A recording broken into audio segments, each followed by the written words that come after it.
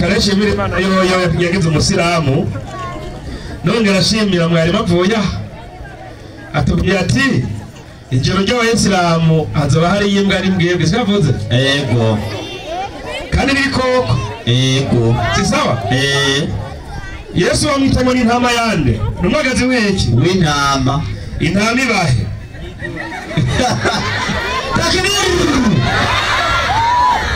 aho nitwo w'intama w'iki w'Imana abahe mw'ijuru ari iki ari umwagazi w'iki w'intama wewe ngwaza mw'ishusho y'iki y'inuma apfuye mw'ijuru kumara mw'ijuru hari iki ibikoko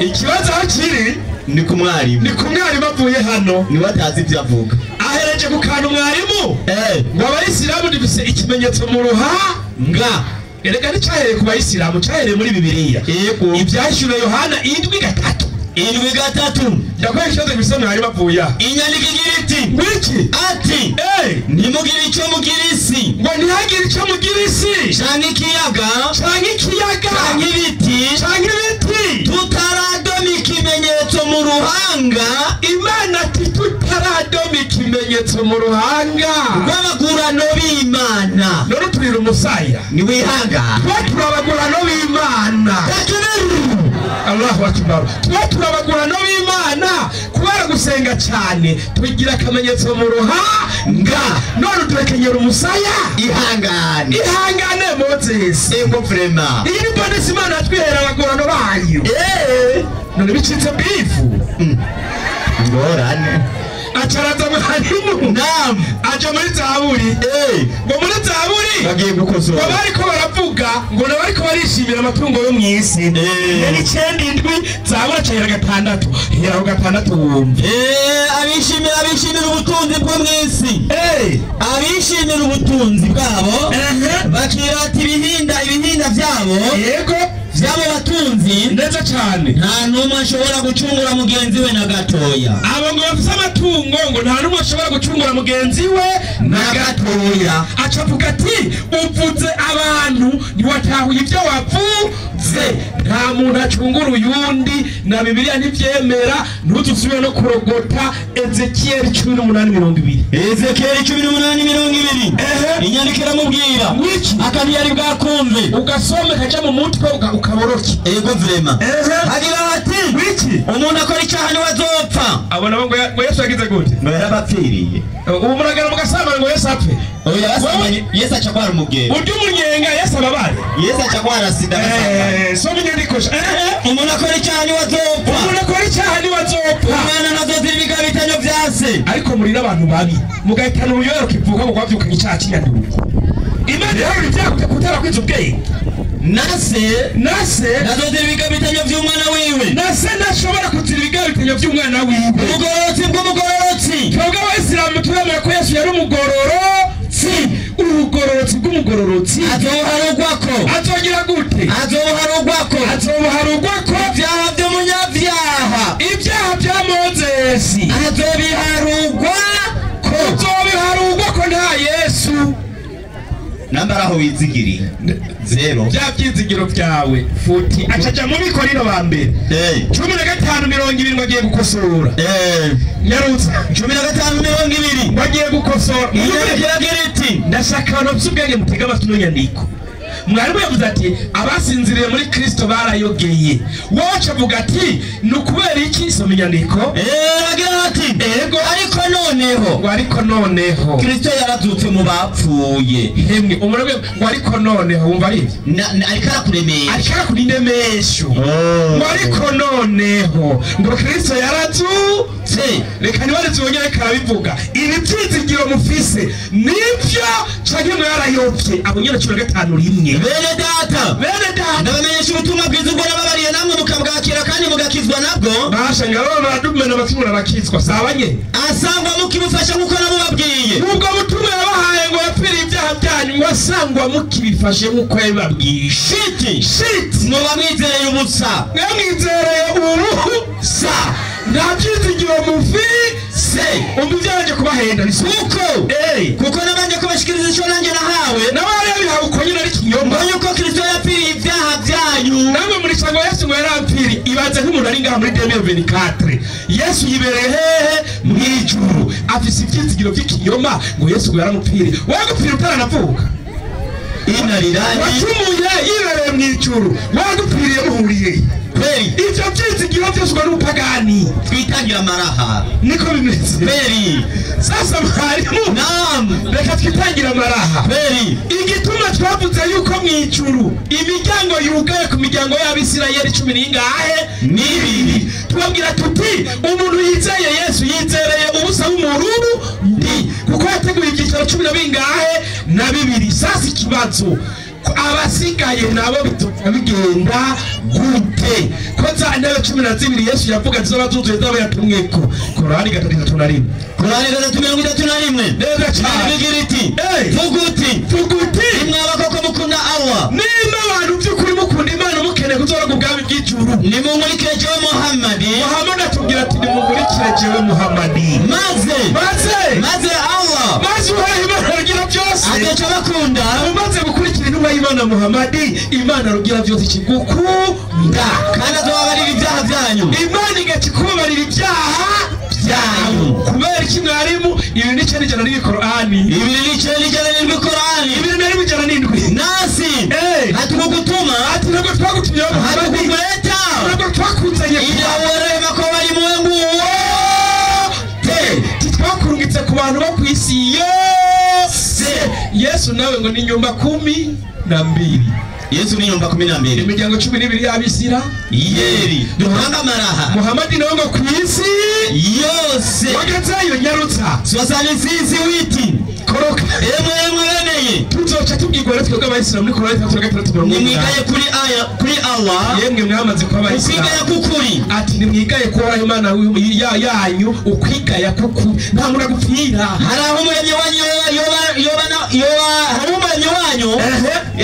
yobahanagurira ati mumaze kwihana hari igihe Uhoraho Imana rugira byose ushobora kubaharira iki yobahanagurira ibicumuro byanyu kubera hari umuntu ashobora gupfa Imana niyo babandi mubabarira ibyaha apfuye ayibangika ego anabinjize mu mirimo yo mu bwami bw'ijuru twebwe tuzinjizwa mu bwami bw'ijuru itari byo byizigiro dufise hacamwo imigezi kandi kuri uwo munsi Allah Uhoraho Imana rugira byose Allah ntazomara amazi intumwa yiwe atigera amara amazi intumwa y'Imana Muhammad n'abemeye kumwe nayo tugakurikira Muhammad umuco wacu uzobaje imbere n'iburyo bwabo n'ibubamfu bavuga bati mana yacu dutsimbatariza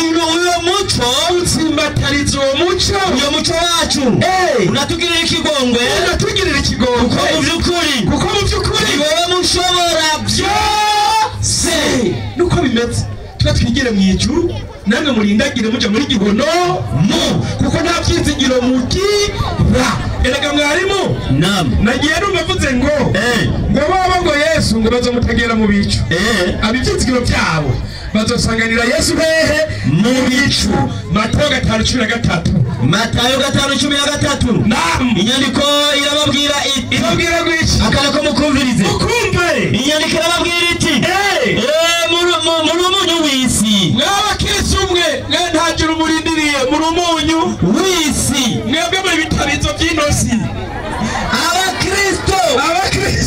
abakristo nibo munyu w'isi nibo munyu w'isi abanajuru barindiriye murindiriye kuri bitarizo by'isi ingufute 1:32 Luka tubarangize ariko nawe uranyarutse mwari yandikiragira iti akana ko mukumvirize urakumva neza bari aragira ati azoba mukuru azokwitwa umwana w'isumba byose Yesu ngo azoba mukuru azokwitwa umwana w'isumba kandi umwami Imana azomuha intebe y'ubwami ya sekuruza Dawudi ikibazo ahangame mu nzira Yakobo ibihe bidashira Yesu ngo azohabwa intebe y'ubwami ya sekuruza Dawudi ikibazo Dawudi ari mw'ijuru kumubwami bwa Yesu buri ngaha kw'isi ngo ahangame mu nzu ya Yakobo ibihe bidashira azocagira gusaba indaro wa muyisilamu abisa abagore bagahe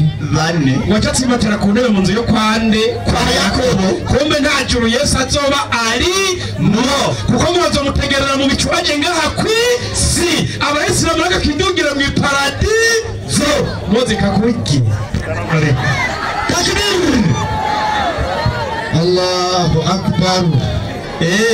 Waisilamu takbir. Allahu akbar. Biraryoshe ntibiryoshe. Biraryoshe. Biraryoshe ntibiryoshe. Biraryoshe. Ushima biryoshe. Reka mpagurutse umwarimu tubandanye n'ikibazo. Ego. Tugire ko abaryo b'ikinyamushanga mugabo uza ngaha wa murongo nasaba wumve abakristo bazoja mu ijuru ariko nawe urazana amananitsi gakugora. Assalamu alaikum warahmatullahi wabarakatuh. Wa alaikum assalam warahmatullahi wabarakatuh. 11 26 ivyakozwe n'intumwa 11:26 ivyakozwe n'intumwa. Iki gitabo citi ivyakozwe n'abakuba vyakozwe nyuma ya Yesu. Fanya haraka. Inyandiko bagira iti naam amubonye mujana muri Antiokia naam bamara y'umwaka wose bakorana n'ishengero naam bigisha abantu benshi naam kandi muri Antiokia naam niho abigishwa batanguriye kwitwa abakristo. Barnaba ajana na Paulo muri Antiokia. Muri Antiokia niho abigishwa batanguye kwitwa abakristo. Turumva ko abantu kwitwa abakristo hari muri Antiokia. Akazo kanje gamubazo butatu. Mbega iyo Antiokia abantu batanguye kwitwa abakristo ni Antiokia yahe? Akagira kabiri hari mu mwaka wajari. Akagira rero gatatu ariko kanyuma kingira kamaro. Ni hehe Imana yaciye ivuga ati abo bakristo bazoja mu ijuru?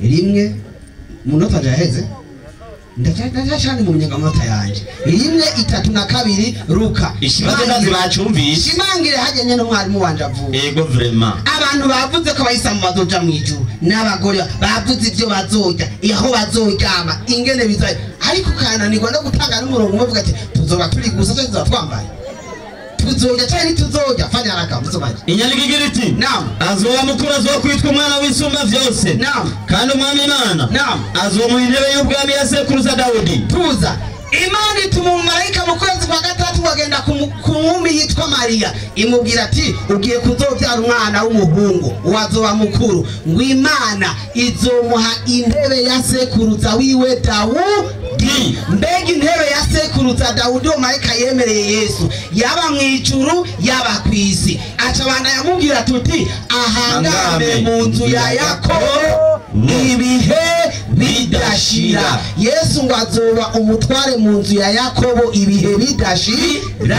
Mbega iyo nzu ya Yakobo azohangamamwo yari mu ijuru yari kwisi? Icyo kibazo Yakobo yibera mu mahema yimuka na Yesu ngo azoba ari ngaha kwisibira mu mahema yimuka nka Yakobo.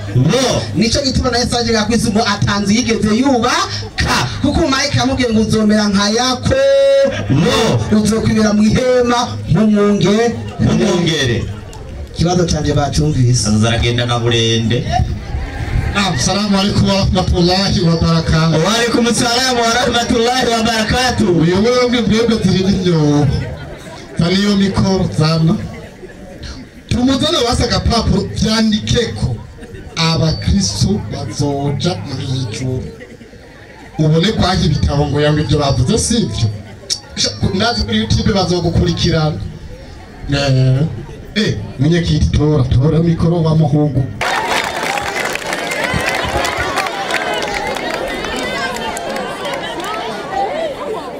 turabira umwanya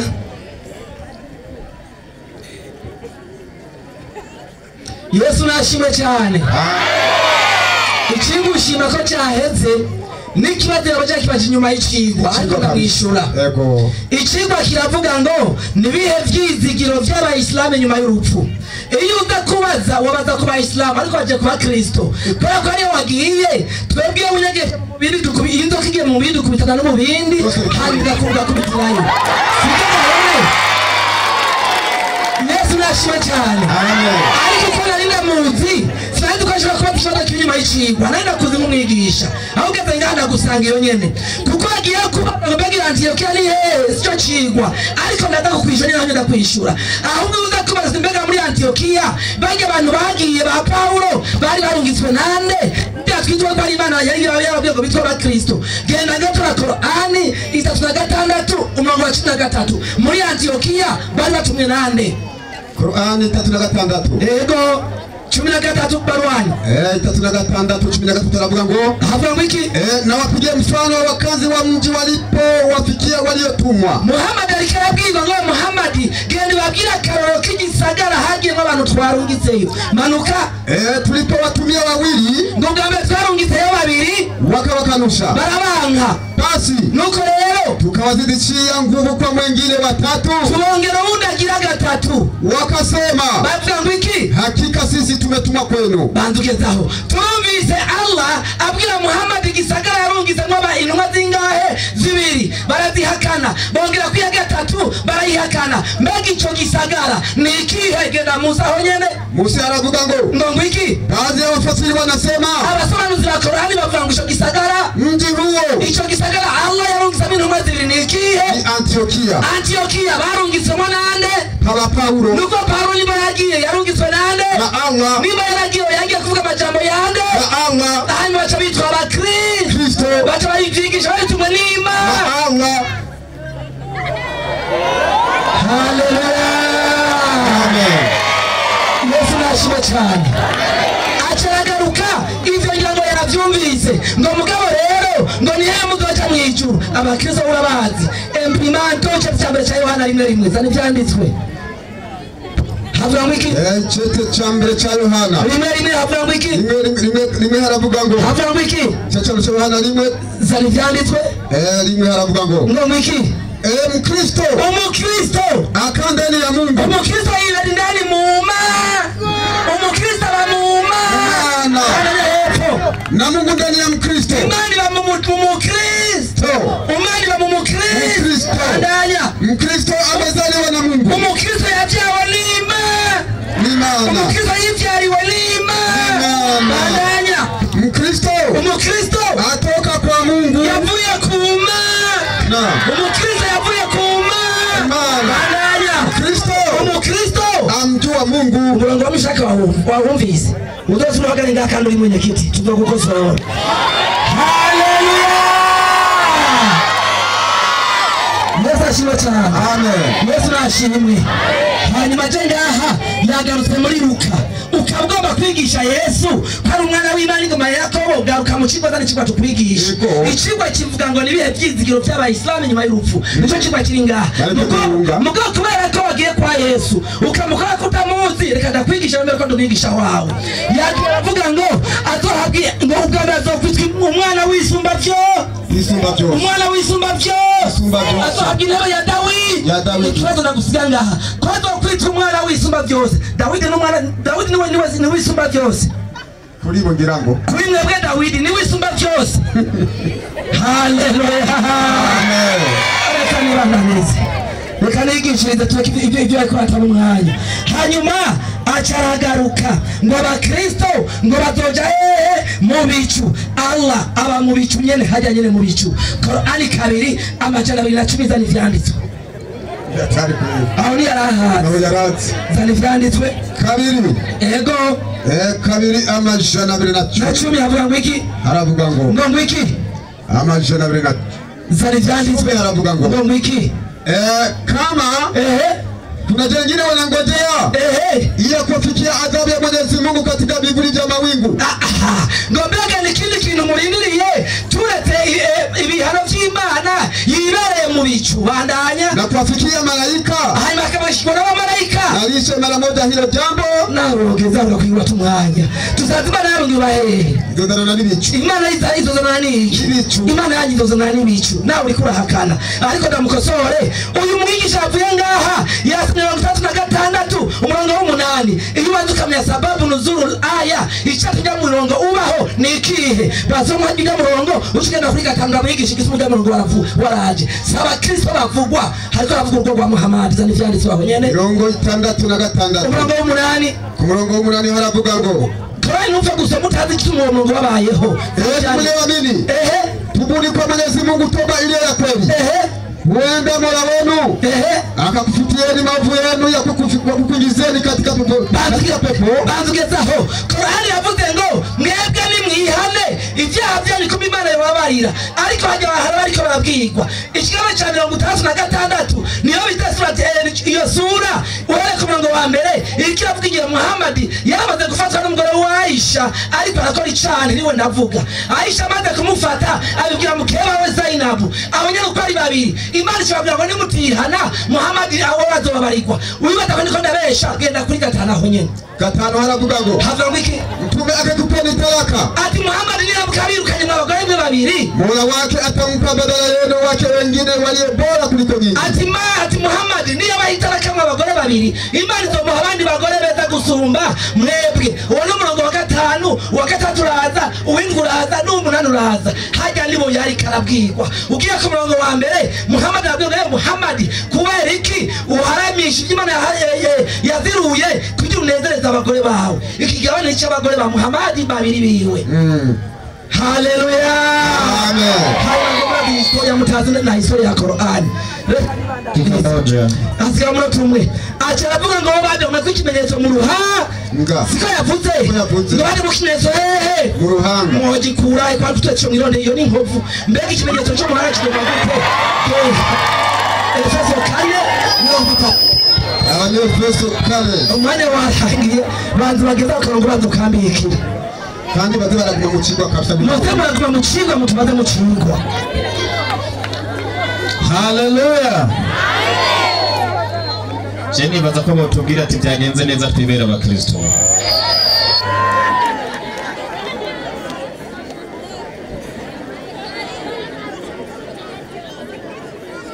Assalamu alaikum wa rahmatullahi wa barakatuh. Jeni batabira tabiye gutora umurongo.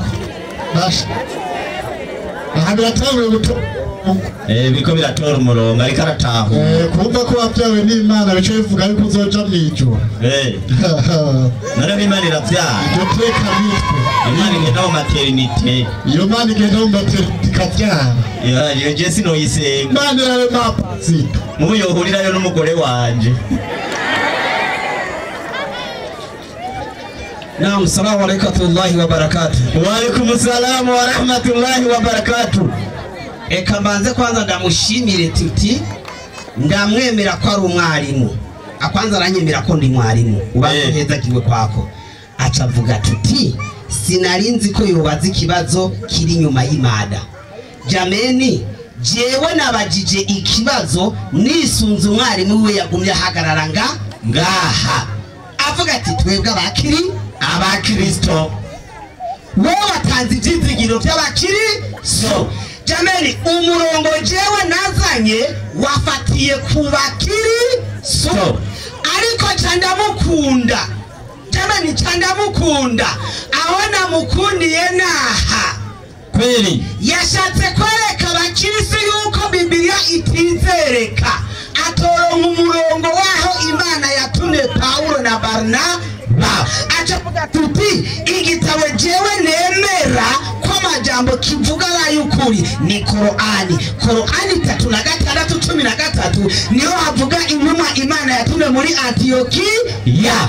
Ati rero nizo zisa abantu abakristo. Mugabo yemera yuko icyayivuze ni Qur'ani. Bibiliya ntayo yemera ko amajambo y'Imana. Acabwira abakristo tuti nimwemere yuko aya majambo y'Imana Imana niyo yabatumye ko nikivuze muri Qur'ani. Mugabo muri Bibiliya ntabiri yo uhezagirwe. Nikibaza cyagitahura kutariko. Bakwaje ni Antiokiya. Arafu jengize nisi ndamukunda cyane. Arabaza ikibazo muri Bibiliya akavuga tuti Bibiliya kisico. Reka ubwo ngende muri Qur'ani. Nabajije nti mu mwaka wa 50 nyuma ya Yesu Paulo na Barnaba biswe abantu abakristo muri Antiokiya. Chandabaza tuti mbegi yo Antiokiya ini Antiokiya yahe hari mu mwaka wa yari akagata tuwembe ndengerezako ndamubaza tuti ni hehe Imana yavuze aba bantu biswe abakristo ko bazoza mu ijuru kubera bari bisunze ibyizigiro byabo nk'abakristo. ndakuhingisha nkajeyo mu mwaka wa 50 nyuma ya Yesu niho Paulo na Barnaba bari muri Antiokia, niho batangiye kwitwa abakristo muri Antiokia. Ni Antiokia ya hehe? Ni Antiokia ya Tirikia uno munsi, muri Tirikia uno munsi. Byari hehe? Ukeneye ibitabo birunze hajya encyclopedia ngizi yanditswe turaja gusasangura.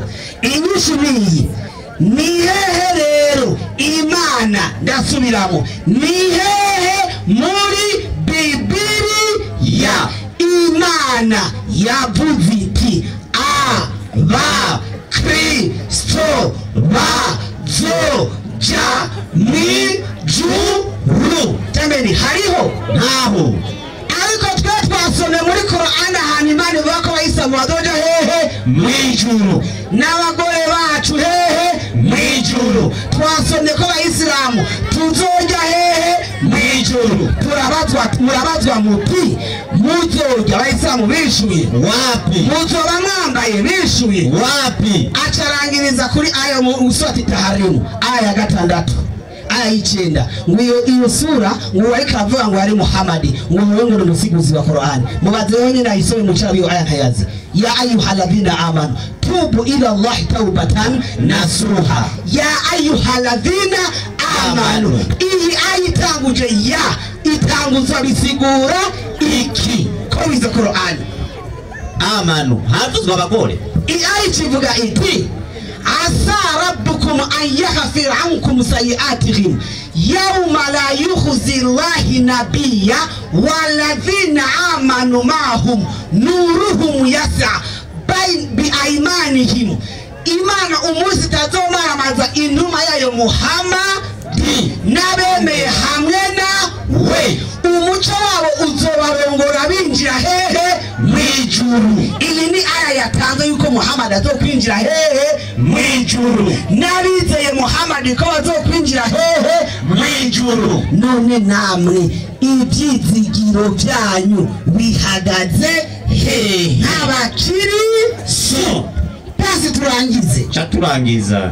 Tugiye twakirisa umuzoja mw'ijuru. Tanga umurongo muri Biblia atawuhari tuga tuti ntawuhari. Abakozi bamenye ukuri. Je nk'umwarimu Biblia nzima uwo murongo ntuba ho nahaje yasonde n'isobanuro y'umuswahili wo muri Tanzania yishiriyeho muri Biblia primato ivuge by'abakisi muri Yohana. Cyo gituma nashatse kuca yobanye cyane umurongo muri Biblia abakirisi bazoja mw'ijuru.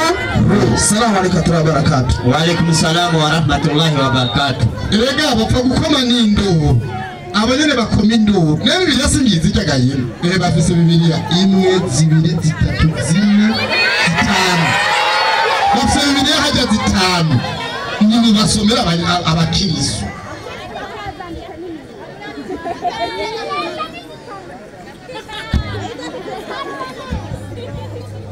Hallelujah. Hallelujah. Kumenga tumejorohiwe. Sawa kabisa. Reka twikomereze. Ubu tugira tubaze haki. Umbarize ikibazo haki kidashobora kuronka inyishu. Kubera ko uwasomye arabaza ikibazo kabisa. Ndashaka ikibazo kive kujya ntebe cerekeza kuri iriya ntebe kandi kidashobora kuronka inyishu. Karibu n'ikibazo kandi abagize inyuma y'ikigo cy'umuhagarika kabisa uravuze ukuri. Yego. Ikibazo kandi mucigwa. Iminota yawe 3.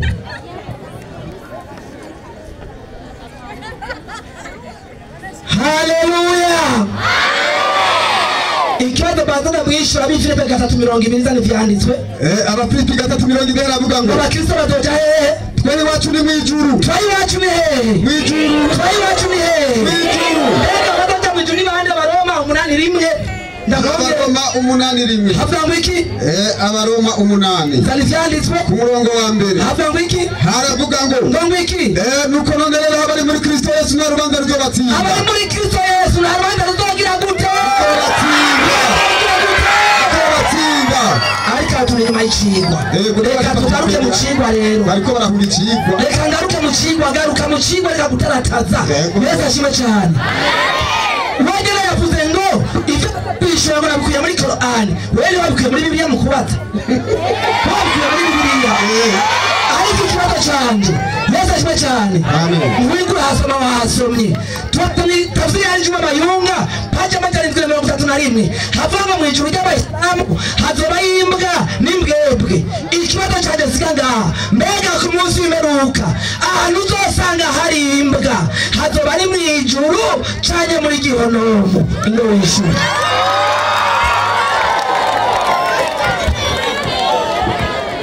Haleluya.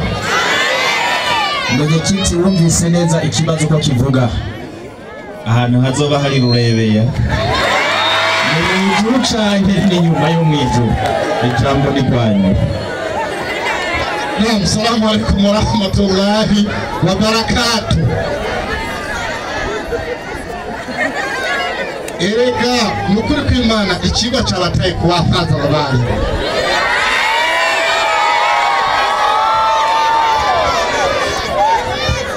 Oya basha mu rushengero nuko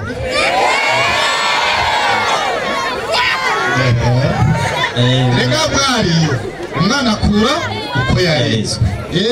Ntabwo ushaka araba mu badamu rero basira musinga ntashobora gukura ngo witangira inyishu ariko kuva yakakubwiriye ariko intumva zama.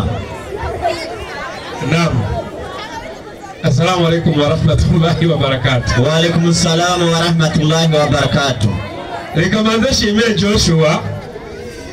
Joshua araravye aravuga ati abakirisu iwacu ni mwijuru, abisomye mu Filipi 3:20. Ego. Tweho iwacu ni mwijuru. Reka mvuge ngitavuze cyo bwati. Tweho iwacu ni Ngozi. Oya? Ni kenda bivuze ni Imana. Ni wewe. Uvuze ngo tweho iwacu ni mwijuru. Ni Imana ikubwiye. Wapi? Jambo ya Paulo yari karabaremesha abakristo bamaze kubura umurongo ko bazoja hehe mwijuru. Acarabaremesha ati tweho iwacu ni mwijuru.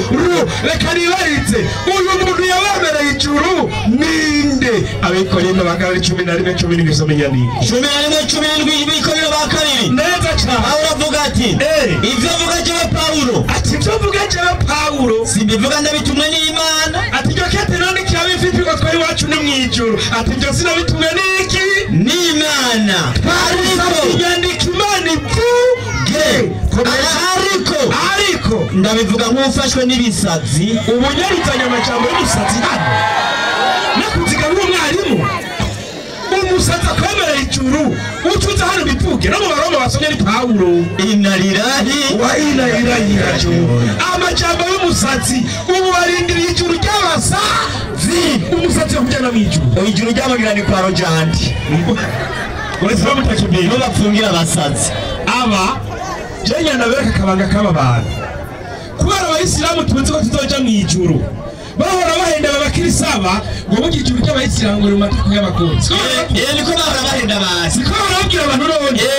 Uno munsi byandiko biramukubise. Arabonye neza ko abayisilamu tuzoja hehe mwijuru. Acaza kubaza iby'indogo bwa n'imbwa. Iyo uza kumenya iby'indogo bwa n'imbwa byari bicetwe iki? Bijya byabanye n'abavugishwa n'Imana. Uwitwa nde? Baramu. Indogo bagenda na Baramu ntazo isigazo ije ko ni gwiwe. Ingano y'abantu ba Pangoni bamwe bugaranirwa ahantu ifisa akazi yagize gute yabakoreye. None wose umugenzi wawe bibiri kugira iti ashabul kahf mwijuru hariyo y'ibinyabugi ngo nawe niwaza hano ucundondagura ivyo binyabugingo bimeze gute.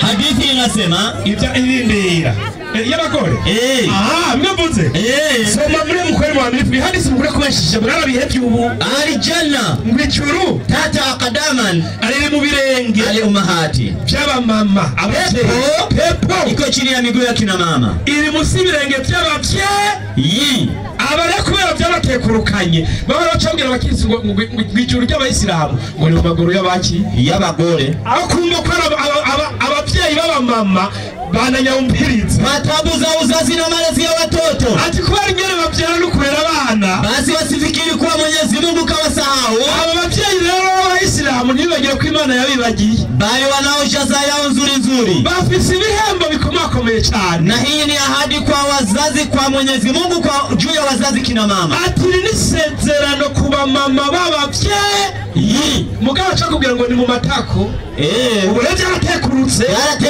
ubu uri mukibivuga ubu muranyingisha kubera uzi ko umuntu yubasha umuvyeyi ajahe mwijuru aba rero ubu barabinumye ubu rero bageze ku mbwa n'indogo kumva vyaja mwijuru mba ari bitangaza cucumbarire ni hehe Imana yavuze ko indogobwa n'ivyenge toja mwijuru unzanire inyandiko ibisasengo ko cy'umunyabugingo biri mwijuru ivyashuwe Yohana 7:11 abayisilamu nga batatu ngaho inyandiko yagiye muze intebe mushiraho abayisilamu batatu aho abamarayika bose Nyarusamwe yari muto bari bahagaze bakikije ino ntebe yemwe abayisilamu torishezi ni hajya mu nzira bakikije n'abakuru na vya binyabugingo nyaru bose ni munyaruka abayisilamu fanya haraka yewe kayishiraho hagati kweli kabisa yayizanye inyandiko y'abandanye iti shira hagatego abamarayika bose bari bahagaze bakikije ino ntebe bayikurimwe bakikije n'abakuru na vya binyabugingo umuzingi muri kikuzi bose bari bahagaze bakikije iyo ntebe bakikuje n'abakuru na vya binyabugingo nimugire umuzingi w'iyo ntebe bose abamarayika bikubita hasi bubamye nimwubamye imbere y'intebe bikubita hasi bubamye imbere y'intebe basenga Imana bati amen mugisha naguhimbazwa n'ubwenge n'ishimwe n'icyubahiro n'ububasha n'ubushobozi n'iby'Imana yacu ibihe bitazoshira bamaze gute bubamye bari kumwe n'ibinyabugingo uze kuca utudodanurire ivyo binyabugingo nibihe kugira twumve ko n'imbwa ari nabwo batabiremye harimo indogoba n'umwagazi w'intama n'umwagazi w'intama nabwo umwagazi w'intama nayo n'ikirire hariya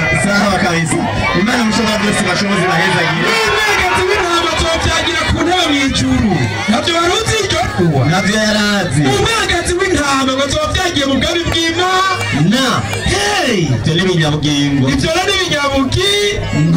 biri mw'ijuru jewe arakora ntaramye ibinyabugingo wowe utuze hari udusobanurire ivyo binyabugingo kimwe citwa gutya ikindi citwa uku ikindi citwa uze werandendekeranya ngaha kweli burya ndakutegereje kabisa sasa twebwe abayisilamu mwarimu jewe yavuze nabihejeje wahejeje nabimaze kabisa nabindi bintu bisigaye 8:3 Korani 3:3 Nyaruzi 8:3 Korani 3:3 aya 33 kwizina ry'Imana y'imbabazi nyene mpuhwe neza cyane aya bagira iti igira ngwiki yamara abo bahakanye mwebwe mwamaze kuba bakafira bahakanyi ntibatumwe